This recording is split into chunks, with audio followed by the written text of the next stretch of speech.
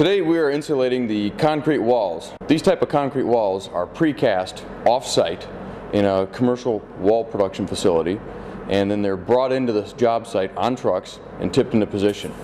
They don't typically contain any insulation, so the insulation needs to be applied usually to the interior structure and sometimes a little bit to the exterior. So today we're going to be spraying on approximately 2 inches of spray foam to not only seal up all the joints, but to create a vapor barrier to prevent condensation from the interior moisture on the inside of the wall. This will also provide a nice layer of insulation to retain heat and minimize the amount of heat gain in the summertime. Installing the spray foam insulation is a good way to prevent condensation on the concrete wall and dramatically reduce the likelihood of mold and other moisture-related problems in the exterior walls of a building. What the moisture will do if it gets through your traditional insulation, be it fiberglass or cellulose, is it will condense on the concrete, run down the wall, saturate the insulation, and then begin to create some mold and some other water-related problems in any product that mold can grow on, such as drywall.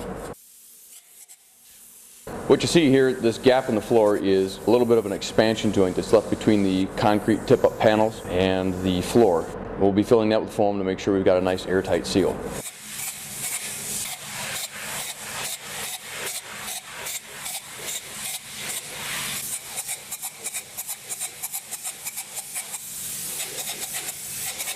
If you look closely, what you'll see is that the spray foam is actually completely behind the wall studs in this type of application. This is not like a residential application where the spray foam is between the studs.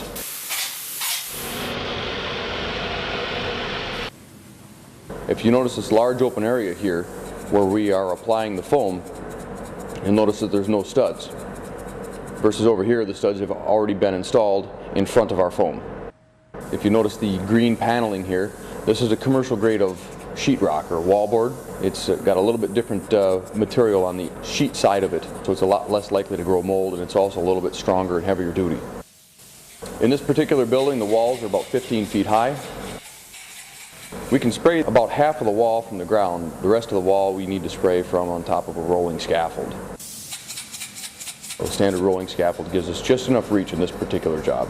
Overall, the spray foam insulation is just a very good insulation for applying directly to concrete, being that it will not allow water vapor to get to the concrete and create condensation problems. It provides for both your insulation and your vapor barrier in one pass.